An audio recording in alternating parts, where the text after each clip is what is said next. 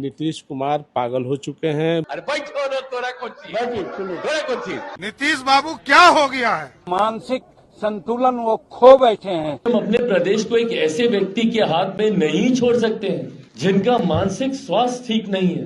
आप पर मानहानि का मुकदमा किया जा सकता है। किस पर? आप पर। कौन करेगा? जज्जू वाले कर दे। वो तो पागल है, वो तो साबित है कि पागल है। जब अलर बलर बात बोल रहा है तो पागले न बोलेगा भाई। इतना हस्बैंड का है तो कौन सी है भैया तू।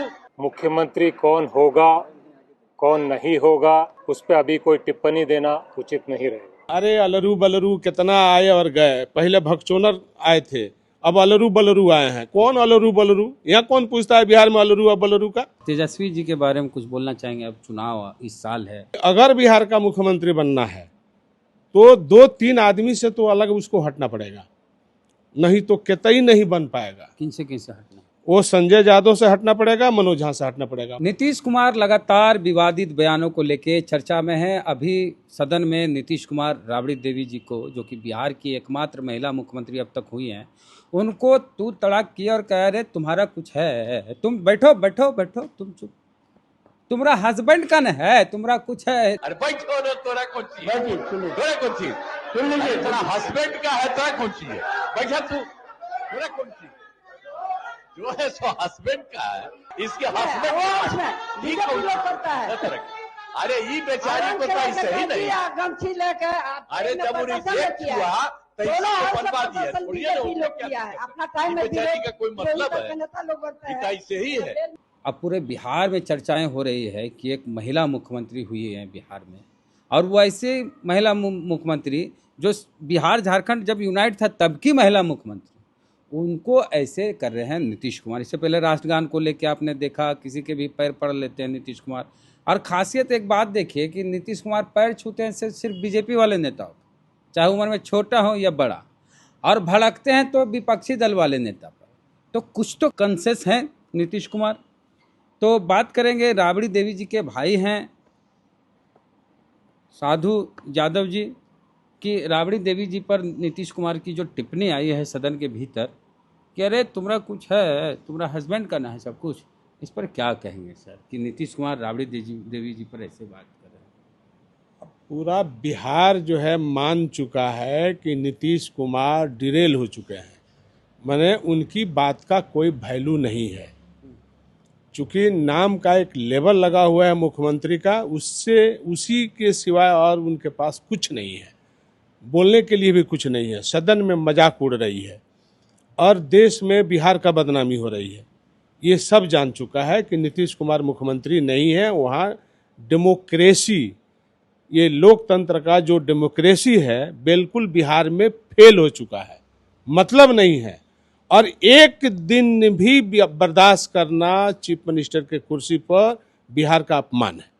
तो चिराग पासवान आज उनके साथ हैं। कभी चिराग पासवान कहते थे कि एक ऐसे मुख्यमंत्री पर बिहार को नहीं छोड़ा जा सकता है जिनकी मानसिक अवस्था ठीक नहीं है, इनको इलाज कराने की जरूरत है, मानसिक रूप से नीतीश कुमार स्वस्थ नहीं है। भाई हम अपने प्रदेश को एक ऐसे व्यक्ति के हाथ में नहीं छोड़ सकते हैं जिनका मानसिक स्वास्थ्य ठीक नहीं है। वो किसी एक ऐसी बीमारी से ग्रस्त हैं जिसका इलाज उनको कराना चाहिए।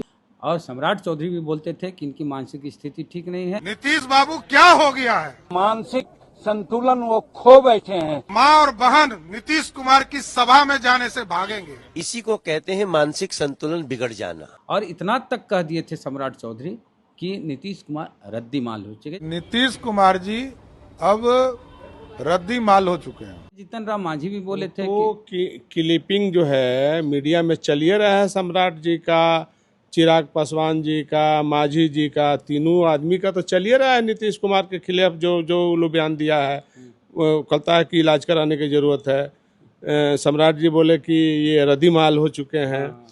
तो चिराग पासवान बोले कि इनके नेतृत्व में रहना भी बेकार है। तो सारी बात तो आई है सामने, सब तो पब्लिक डोमेन में है ही बात को मीडिया के द्वारा। तो ये स्पष्ट हो गया है कि नीतीश कुमार पागल हो चुके हैं, बीमार हो चुके हैं, लाचार हो चुके हैं। इनमें अब कोई मुख्यमंत्री दिख नहीं रहा है। अब सब दिख रहा है कि कोई दीपक कुमार हैं वही मुख्यमंत्री हैं, और कोई प्रधान सचिव हैं वही मुख्यमंत्री हैं।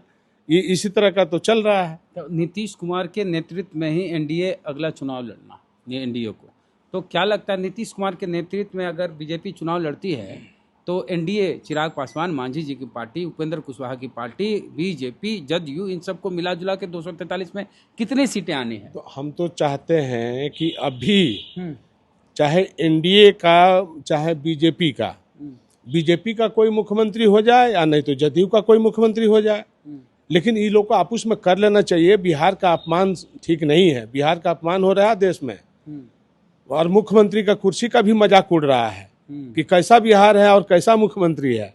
तो इससे अगर बिहार का सम्मान बढ़ाना है तो कोई बीजेपी अपना मुख्यमंत्री चुन ले, चाहे जदयू अपना मुख्यमंत्री चुन ले, लेकिन नीतीश कुमार को एक दिन भी रहना अब ठीक नहीं है बिहार के लिए। आप बीजेपी चाहते हैं कि बीजेपी का बिहार में मुख्यमंत्री बन जाए, बीजेपी के साथ बहुमत है, बन जाए, क्या दिक्कत है, लेकिन बिहार का अपमान तो बच जाएगा। लालू जी तो इसके खिलाफ है कि बीजेपी का अकेले हम आने नहीं देंगे, बीजेपी की सरकार बनने नहीं देंगे। अब कौन क्या बोलता है उसमें हम नहीं जाना चाहते। हम तो बिहार का सम्मान बढ़ाने के लिए बोल रहे हैं कि बीजेपी के पास बहुमत है तो बना ले। मतलब बीजेपी के मुख्यमंत्री बन जाए वो मंजूर है? हाँ बिल्कुल, लेकिन अपमान मंजूर नहीं है। बिहार का अपमान हो रहा है, राबड़ी देवी, लोकतंत्र का अपमान हो रहा है, सदन में अपमान हो रहा है। मुख्यमंत्री बोली चाली भाषा सब बदल चुका है, मतलब दूसरे के लिए वो डिरेल हो चुके हैं। लेकिन बीजेपी के लोगों के लिए जो पैर पकड़ रहे हैं, जहाँ तहाँ देख रहे हैं, घूम घूम के पैर पकड़ रहे हैं। और रही जहाँ तक बहन जी का मुख्यमंत्री का, तो झारखंड और बिहार जब एक था तो नीतीश कुमार से बहुत पहले मुख्यमंत्री राबड़ी देवी बन गई हैं, और मुख्यमंत्री राबड़ी देवी का कुर्सी का तो सम्मान करना चाहिए नीतीश कुमार को। नीतीश कुमार कुर्सी का सम्मान नहीं कर रहे हैं, तो जब वो सम्मान नहीं कर रहे हैं इसलिए उनका भी लोग अपमान कर रहा है। तो ये सम्मान और अपमान का मामला बिहार को क्यों ये लोग फंसा रहा है? बिहार को कम से कम मान सम्मान के नजरिए से तो देश में रहने देना चाहिए। अच्छा, आप जैसे टीवी पे बयान वगैरह देखते हैं, सदन की कार्रवाई को देखते हैं, तो जिस तरह से नीतीश कुमार बोलते हैं राबड़ी देवी जी को, तो आपको लगता होगा बुरा कि हमारी बहन है, उनको ऐसे नीतीश कुमार बोले जा रहे हैं? हम तो बोल रहे हैं, हम तो बार बार बोल रहे हैं कि नीतीश कुमार को ये शोभा नहीं देता है, इसीलिए तो लोग डिरेल कह रहा है, पागल कह रहा है। यही आचरण से नीतीश कुमार को पागल कहा जा रहा है कि पागल है, और पागल पर कोई बात लागू होता नहीं है। मान सम्मान अपमान का कोई लागू नहीं होता है, सब वो पागल समझ के छोड़ देता है। आप पर मानहानि का मुकदमा किया जा सकता है। किस पर? आप पर। कौन करेगा? जदयू वाले। कर दे, वो तो पागल है, ले तो साबित है कि पागल है। जब अलर बलर बात बोल रहा है तो पागले ना बोलेगा भाई? कोई दिमागी तौर पर ठीक आदमी बोल सकता है क्या? इसका उसका ये सब बोल सकता है क्या? इसका उसका, ये तो महिला का अपमान है।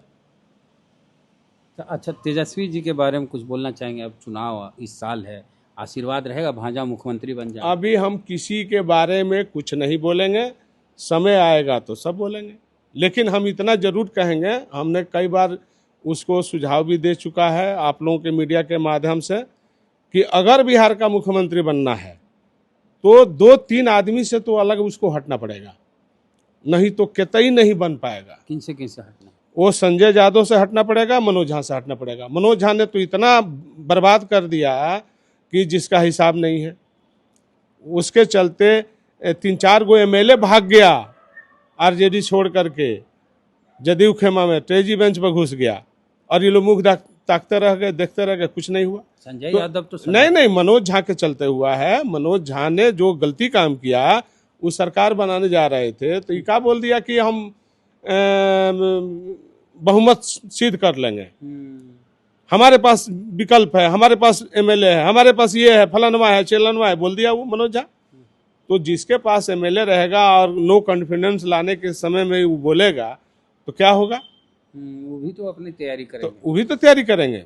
तो इसलिए मनोज झा के बोलने के कारण हुआ कि नीतीश की सरकार बच गई, और ये नीतीश कुमार से मिला हुआ था। मनोज झा नीतीश कुमार से मिला हुआ था। अच्छा, मनोज झा को राज्यसभा अगर 2-4-10 साल लगातार नहीं भेजें तो मनोज झा कितने बड़े सेकुलर बने रहेंगे? अरे भाई, मनोज झा कोई सेकुलर नहीं है, ये गलतफहमी है बिहार को, और बिहार को नहीं, ये तेजस्वी को गलतफहमी है। ऐसा ही लोग तो अभी चौपट किए हुए हैं। संजय झा से क्या दिक्कत है? संजय यादव बिहार का नहीं ना है? बिहार का नहीं ना, वो तो हरियाणा का ना है जी। तो हम बिहार में यादव नहीं था क्या? बिहार में पिछड़ा नहीं था क्या? बिहार में बैकवर्ड नहीं था क्या? बिहार में दलित नहीं था क्या? मुसलमान नहीं था क्या बनाने के लिए कि हम संजय झा को बना दिए? और बनाना ही था जादव में तो बहुत जादव थे, बना देते। वोट ले लीजिएगा बिहार में, ले आइएगा हरियाणा से, हरियाणा को बिहार कबूल करेगा? कभी कतई कबूल नहीं करेगा। मतलब इस सब गलती में सुधार ले और आए। सुधार लाएगा तो बनेगा। अगर मुख्यमंत्री का कुर्सी बड़ी है और बिहार के सेवा करना चाहता है तो ये दोनों चीज से बचना पड़ेगा उसको। जहां जितने घुमाएगा, जितने वो रिएक्शन करेगा, उतना ही इसका नुकसान होगा। ये कृष्णा अल्लावरू आए हैं कांग्रेस के प्रभारी। अरे अलरू बलरू कितना आए और गए। पहले भगचोनर आए थे, अब अलरू बलरू आए हैं। कौन अलरू बलरू? यहाँ कौन पूछता है बिहार में अलरू और बलरू का? वो बोले हैं तेजस्वी यादव को अभी हम मुख्यमंत्री कैंडिडेट नहीं मानते। कौन?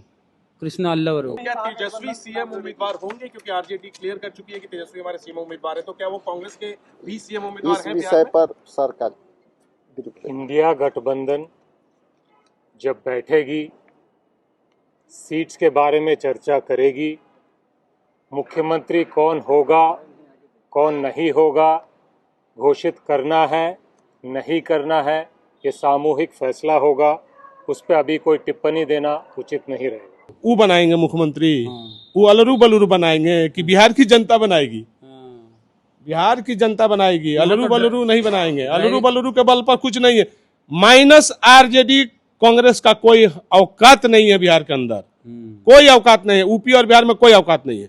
चलिए, तो कृष्णा अल्लावरू ने जिस तरह का बयान दिया कि मुख्यमंत्री का उम्मीदवार कौन होगा ये अभी हम तय नहीं करेंगे, बैठक होगी। जबकि लालू यादव मोतिहारी के कल्याणपुर में गए थे तो बोले कोई माय का लाल तेजस्वी यादव को सीएम बनने से नहीं रोक सकता। तो ये कृष्णा अल्लावरू कौन खेत की मूली है? तो अपनी प्रतिक्रिया दीजिए पूरी बातचीत को लेकर, जो नीतीश कुमार के बयान को लेकर इन्होंने कहा और कृष्णा अल्लावरू के बयान पर जो इन्होंने कहा साधु यादव जी ने, उस पर अपनी राय बताएं कमेंट बॉक्स में। जय भीम, जय भारत।